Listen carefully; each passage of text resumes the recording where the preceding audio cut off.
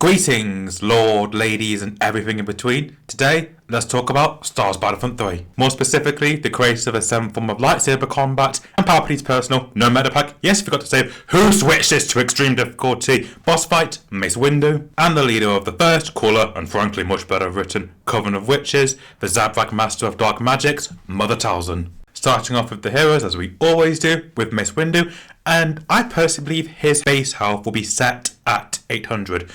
Yes, similar to Anakin's, but he's very powerful in the Force, and admittedly he's about the same height as Anakin, so I think it should be around about the same. It just makes sense to me personally. His max regen will be the standard for most Force-wielding characters, which is 250.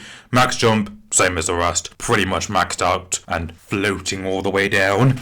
He would have 2 dodges, and his weapon will be his iconic purple lightsaber, which allows you to easily track him in any battlefield, which is what Samuel wanted at the end of the day. With this lightsaber, he'll be able to do 130 damage if he attacks from the front, and 160 damage if he catches someone off guard and attacks from behind.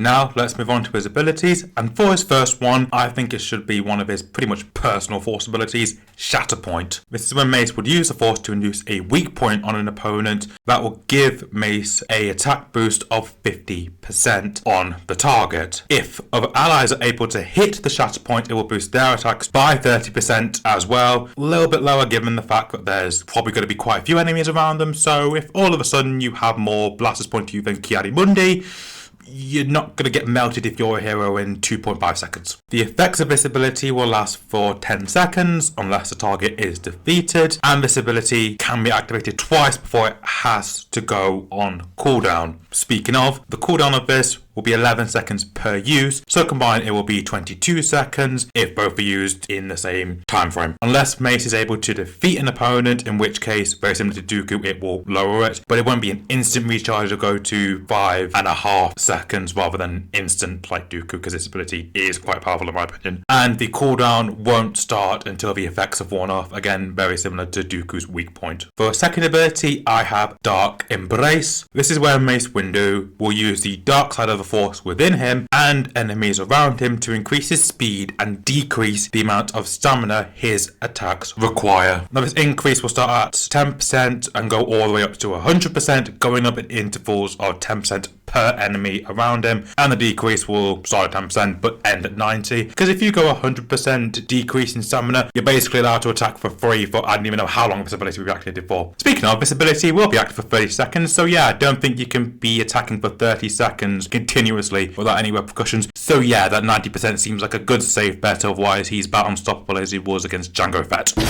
The radius of this ability, so the amount you can gain from enemies around you, will be 30 meters, and the cooldown will be 27 seconds. And for his final ability, I have Battle Meditation. This is where Windu will use the Force to boost the morale of allies around him in a 25 meter radius, and this will boost their speed and health by 50% and put their weapons into overload as well, which is basically where you can fire basically 2 magazines for free. The effects of this will last for about 25 seconds, and the cooldown will be 28 seconds.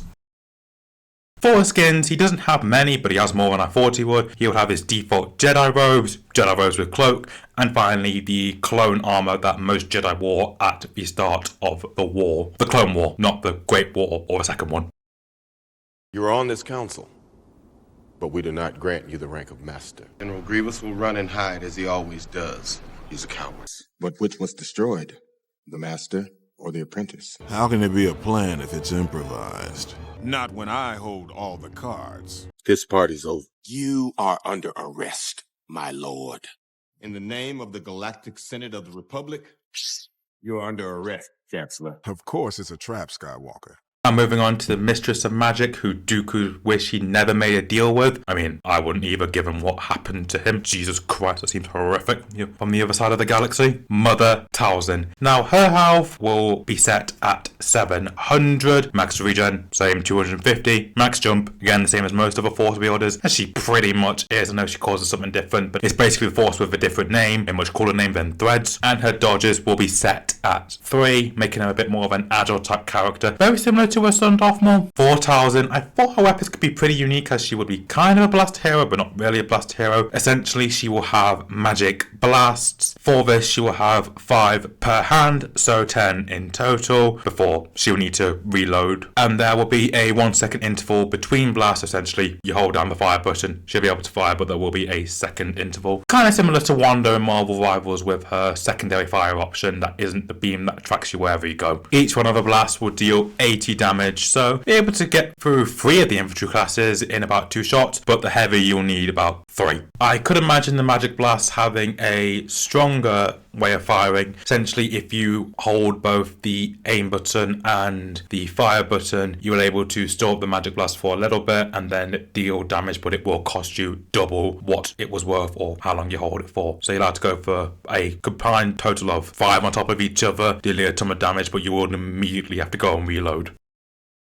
Now on to abilities. The first one I have will be Spirit of the Mist. This will allow Talzin to enter her spirit form surrounded by the green mist of Dathomir, which will increase her movement speed and allow her to an extent levitate, so if you jump you'll be able to get a bit of height with it and stay floating for a little while. In this form, Mother Talzin cannot be damaged, but she also won't be able to interact with enemies. This is essentially a way for you to get out of a narrow corridor through a bunch of enemies rather easily, but you can't attack during it. This form can only last for 7 seconds. This ability can be used 3 times before having to go on cooldown, and each one of them will take 8 seconds to cooldown, so 24 if you use all of them in one go. And similar to Shatter Points, they'll only start cooling down when the effects have worn off. Her second ability, Magic Beams. This is where Talzin will raise herself into the air. As she does it, she will create a protective bubble around her, which will halve all damage that she will take from blasters or even lightsaber characters while in this bubble. Then she will unleash 2 beams of magic at her enemies. Each beam will deal damage at a rate of 100 points per second. Damage on infantry and reinforcements will basically be an insta-kill if it connects with them, going all the way up to 350 damage points. And if she targets a hero, the damage will be able to go up to 450 before she locks onto a new one and starts firing after. The speed and damage of this ability will depend on whether both beams hit, and as I said, once one enemy is dealt with or the maximum damage is done to an enemy, she'll essentially move on to another. If she's still active in the ability and that hero is still around, she'll basically retarget them after. This ability will be able to last for 12 seconds with a radius of 65 meters, but that's just going in front of her. It's not a true circle like say some of the aura abilities or Luke's Force Repulse. And the cooldown of this ability will be 28 seconds. And for her final ability, I have the Blade of Talzin, which we saw Morgan Elsmith use, but obviously it's named after her. This will allow Talzin to summon the Blade and kind of basically become a lightsaber adjacent character. The Blade will be able to deal 110 damage if attacked from the front and 150 if attacked from behind, and this will also allow her to have, well, a decent lock while she uses it. And this ability will be able to be toggled on and off, and the cooldown will be around 5 seconds.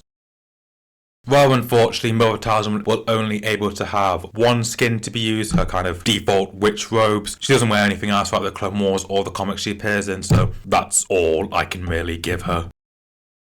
He should be more careful than making deals with witches. But our loyalty is reserved for only each other.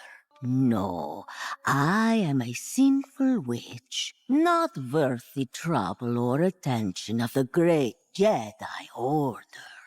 Step into the mist and become like shadows. Come, let us fix what has been wrong. Your power is no match for my magics. The hour is far too late to trouble yourself with such matters, my dear. But we will survive. We always have. Finally are the planets that I would add with these 2 characters. The first planet is Coruscant.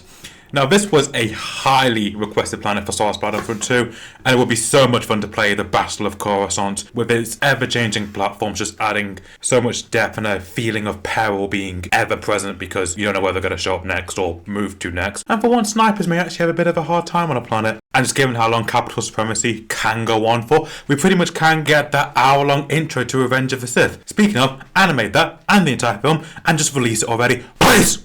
The second planet is Ryloth. I know this planet is playable in Starfighter mode and it makes for quite a good backdrop, but it would just be so much cooler to step foot on this planet, especially given that Ryloth is considered to be the best arc from season 1 of the Clone Wars, with many battle scenarios with the Republic finally on the offensive. Notice how that only came out with Geonosis. The third planet is Malastare, another great planet from the Clone Wars, with the potential to have quite a unique playstyle, as it could start with the Separatists on the offensive, and once the Y-Wings are fueled up and released with the Electroproton Bomb, it will then switch to Republic being on the offensive, capturing a zone for the bomb to be dropped. And it would just be so cool if another game mode came out with the Zillo Beast as like playable thing.